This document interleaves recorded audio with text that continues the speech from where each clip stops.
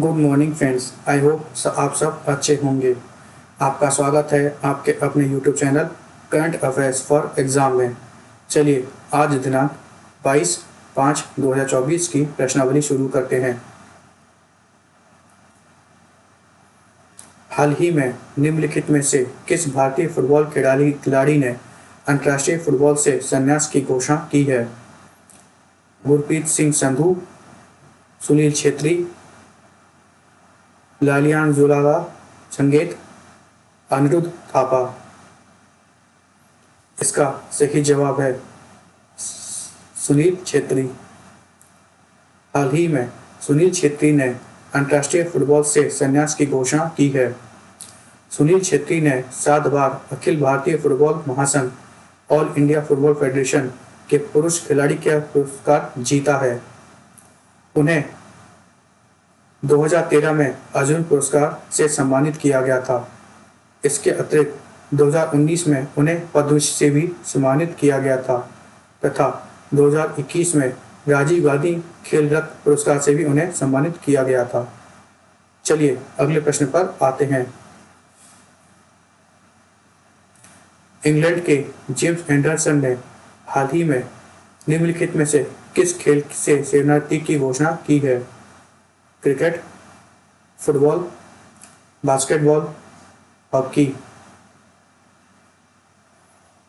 इसका सही जवाब है क्रिकेट। इंग्लैंड के जेम्स एंडरसन ने हाल ही में क्रिकेट से संन्यास की घोषणा की है। वह इंग्लैंड की तरफ से इंग्लैंड के सबसे सफलतम बॉलर रहे हैं, जिन्होंने सबसे अधिक विकेट लिए हैं इंग्लैंड की ओर से। विश्व में सबसे ज़्यादा विकेट लेने वाली खिलाड़ी मुथैया मुरलीधरन है, जो श्रीलंका से है। चलिए अगले प्रश्न पर आते हैं। हर वर्ष अंतर्राष्ट्रीय जैविक विविधता दिवस कब मनाया जाता है? 21 मई, 22 मई, 23 मई, 24 मई। इसका सही जवाब है 22 मई। हर साल 22 मई को अंतर्राष्ट्रीय जैविक विविधता दिवस मनाया जाता है। अंतर्राष्ट्रीय जैविक विविधता दिवस 2024 का थीम है be part of the plan.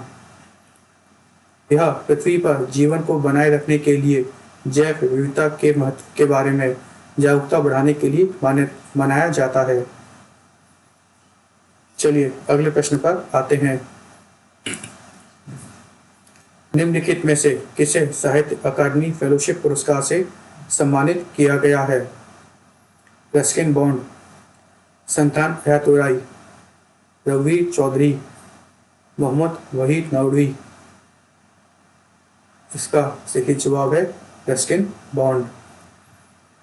Ruskin bond को हाल ही में साहित्य अकादमी फेलोशिप पुरस्कार से सम्मानित किया गया है।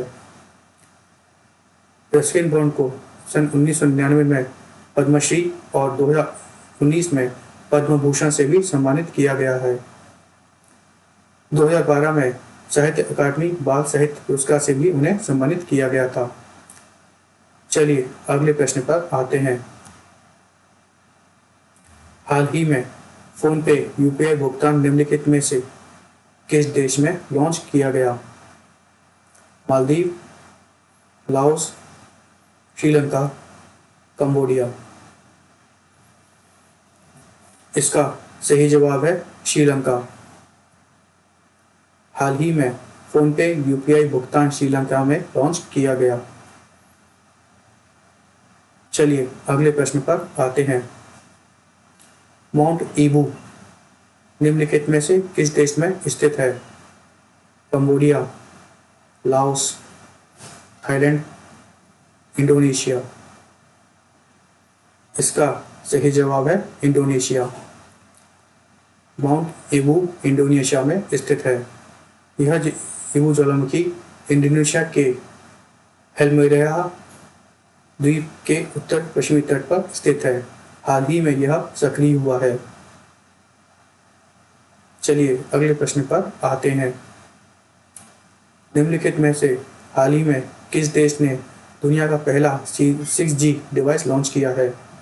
UK, Japan, USA, Germany. इसका सही जवाब है जापान। जापान ने हाल ही में दुनिया का पहला 6G डिवाइस लॉन्च किया है। 6G डिवाइस की डेटा ट्रांसमिशन की स्पीड या दर 100 गीगाबाइट पर सेकंड है। इसे डोकोमो, एनटीटी, एनईसी और फुजित्सु द्वारा विकसित किया गया है। चलिए अगले प्रश्न पर आते हैं। निम्नलिखित में से कौन सा संस्था भारत के शैक्षणिक संस्थानों में शीर्ष पर है? IIM Bangalore, IIM Lucknow, IIM Raipur, IIM Ahmedabad. इसका सही जवाब है IIM अहमदाबाद। IIM अहमदाबाद भारत के शैक्षणिक संस्थानों में शीर्ष पर है। IIM अहमदाबाद वैश्विक स्तर पर 410वां स्थान हासिल करने के लिए 9 पायदान ऊपर चढ़ा है। चलिए अगले प्रश्न पर आते हैं। हाल ही में निम्नलिखित में से किसने महिलाओं का शॉटपुट राष्ट्रीय रिकॉर्ड तोड़ा है? आभा कटवा, मनप्रीत कौर, किरण बलियान, प्रियंका गोस्वामी। इसका सही जवाब है आभा खटुआ। हाल ही में आभा खटुआ ने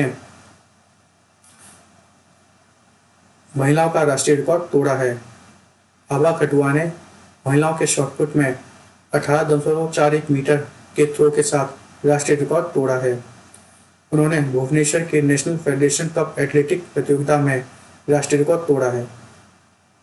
फ्रेंड्स, आज का सेशन यहीं समाप्त होता है। आपको हमारा सेशन कैसा लगा कमेंट करके बताइएगा तथा लाइक एवं सब्सक्राइब अवश्य कीजिएगा। धन्यवाद।